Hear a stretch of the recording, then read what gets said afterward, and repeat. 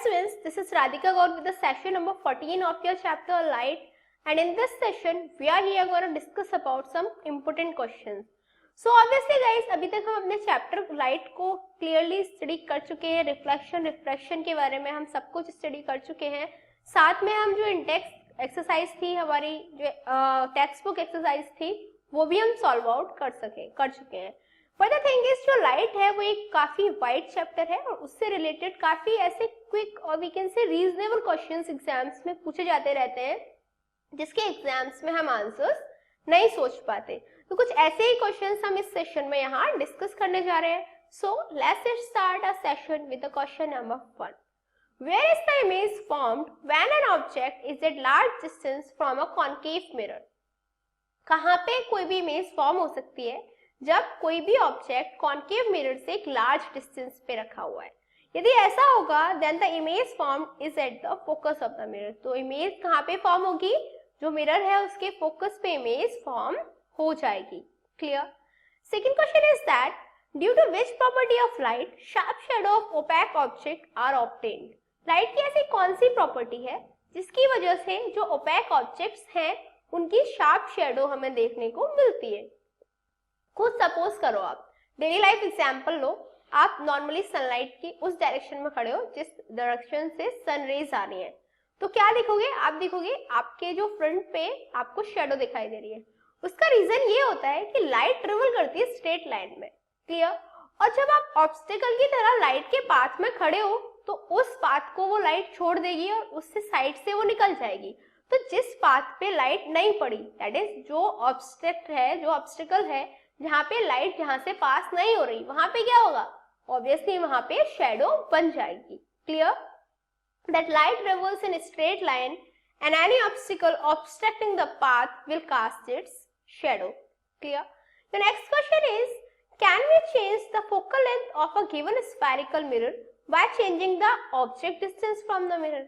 क्या हम किसी भी स्फेरिकल मिरर की जो फोकल लेंथ है उसे चेंज कर सकते हैं यदि हम उस मिरर की ऑब्जेक्ट डिस्टेंस को चेंज कर दें? तो actually no, we can not change the focal length of a spherical mirror by changing the object distance. हम ऑब्जेक्ट डिस्टेंस को चेंज करके किसी भी स्फेरिकल मिरर की फोकल लेंथ को चेंज नहीं कर सकते.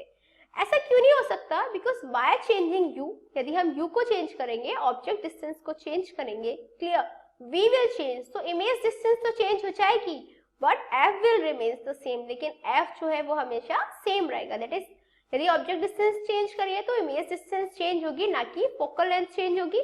देखिए फोकल लेंथ क्या होती है? रेडियस का हाफ होती है. सेंटर ऑफ कर्वेचर तो हमारा कहीं मूव नहीं होगा ना, तो ऑब्वियसली उसका हाफ भी डिस्टेंस भी कहीं मूव नहीं होगी. तो जो फोकल लेंथ है वो सेम रहेगी, वो चेंज नहीं हो सकती है. Clear? Your next question is, list out the factors on which refractive index of a medium depends. आपको कुछ ऐसे फैक्टर्स बताने हैं जिसपे किसी भी मीडियम की जो रिफ्रैक्टिव इंडेक्स है वो डिपेंड करती है. तो नॉर्मली दो फैक्टर्स हैं जिन पे रिफ्रैक्टिव इंडेक्स डिपेंड करती है. Factor number 1, the nature of the medium. Medium क्या नेचर है?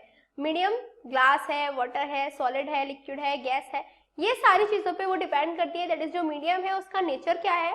Second thing is that the colour और wavelength of the incident light. जो इंसिडेंट लाइट है उसका कलर क्या है और उसकी वेवलेंथ क्या है, इस पे भी हमारी जो रिफ्रैक्टिव इंडेक्स है वो डिपेंड करती है. Clear? Your next question is, under what conditions there won't be any refraction of light. कौन सी ऐसी कंडीशंस हैं जिनके अंडर जो रिफ्रैक्शन है लाइट का वो पॉसिबल नहीं है when it enters from one medium to another.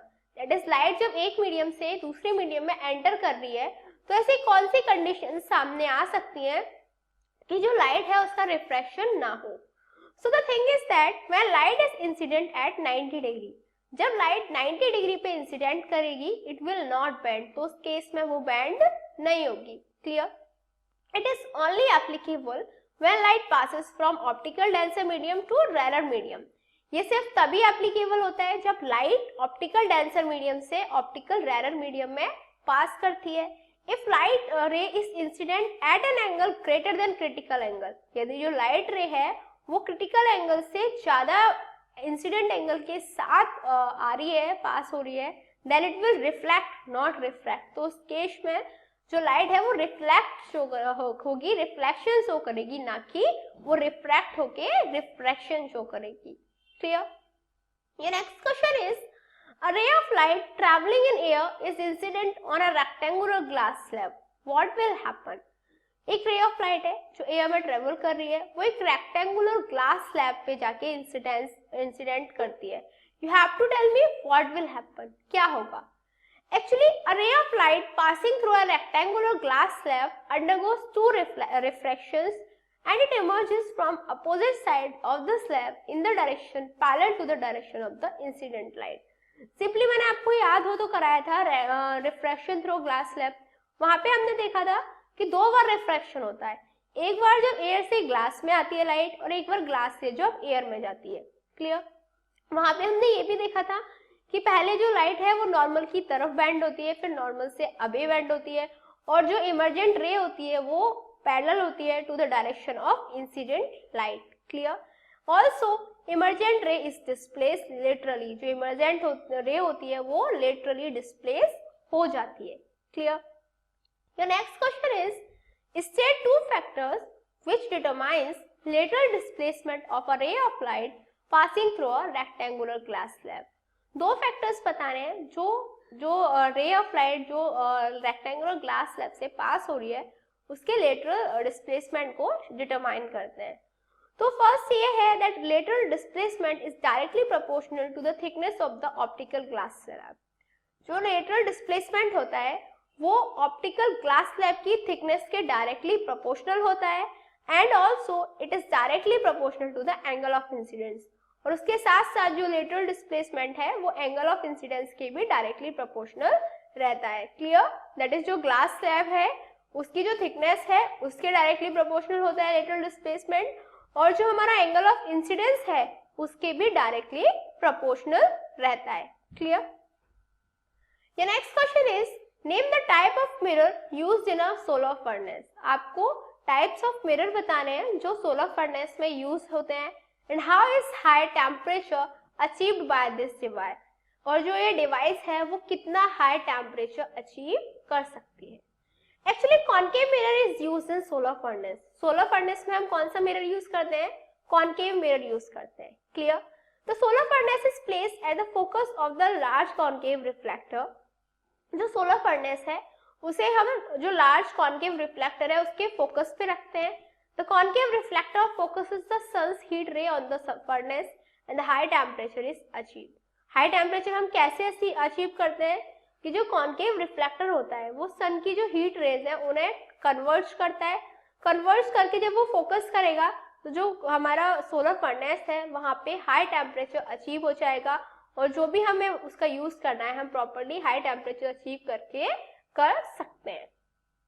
The next question is, in refraction of light through a rectangular glass slab the emergent ray is parallel to the direction of incident ray. Why? Reflection of light जो होता है rectangular glass slab के through, वहां पे जो emergent ray होती है वो इंसिडेंट रे की डायरेक्शन के पैरेलल होती है। ऐसा क्यों होता है? Because the extent of bending of the ray of light after refraction at the opposite parallel faces of the rectangular glass slab is equal and opposite, so emergent ray is parallel to the incident ray. क्योंकि जो bending का extent होता है light का refraction के बाद में at the opposite parallel faces of the rectangular slab, rectangular glass slab के जो अपोजिट पैरेलल फेसेस हैं वहां पे जो बेंडिंग होती है लाइट की रे की वो इक्वल होती है और अपोजिट होती है। इसका रीजन होता है कि जो इमर्जेंट रे होती है वो इंसिडेंट रे के पैरेलल होती है। Clear? The next question is, a concave mirror is used as a head mirror by ENT specialist. जो ईएनटी स्पेशलिस्ट होते हैं वो कॉनकेव मिरर का यूज करते हैं हेड मिरर की तरह। The same mirror can also be used as a shaving mirror, और वही मिरर हम शेविंग मिरर में भी यूज कर सकते हैं। Why? Because a concave mirror converges the ray of light falling on it in a direction parallel to the principal axis onto its focus. Concave mirror क्या होता है? वो converge कर लेता है ray of light को जो भी उस पे गिरती है in a direction parallel to the principal axis. Principal axis के parallel direction में जो भी rays उस पे गिरती हैं वो क्या करता है? अपने focus पे उन्हें converge कर लेता है। This is the reason why ENT specialists use it as a head mirror. और इसीलिए जो ENT specialists हैं वो कॉन्केव मिरर को अपने हेड मिरर की तरह यूज कर सकते हैं. And the concave mirror is used as shaving mirror because when an object is held between the pole and principal focus of a concave mirror, it forms a virtual, erect and magnified image of the object. Concave mirror को हम shaving mirror की तरह इसलिए use करते हैं क्योंकि जब भी ऑब्जेक्ट पोल और प्रिंसिपल फोकस के बीच में रखा जाता है तो एक वर्चुअल, इरेक्ट और मैग्नीफाइड इमेज हमें मिल जाती है. जो दिस इज द रीजन हम जो कॉन्केव मिरर है उसे शेविंग मिरर की तरह भी यूज करते हैं. Your next question is, what changes do you expect in the focal length of concave mirror and convex lens when immersed in water? That is, concave mirror और convex lens हैं, वो water में immerse हैं, तो उनकी जो focal length है उसमें क्या क्या changes आएंगे? Actually, there is no change in focal length of concave mirror. जो concave mirror होगा उसकी focal length में कोई भी change नहीं आएगा because it is about half of its radius of curvature and has nothing to do with the external medium. क्योंकि जो मिरर होता है उसकी फोकल लेंथ का मतलब ये होता है कि जो उसकी रेडियस ऑफ कर्वेचर है उसका हाफ है.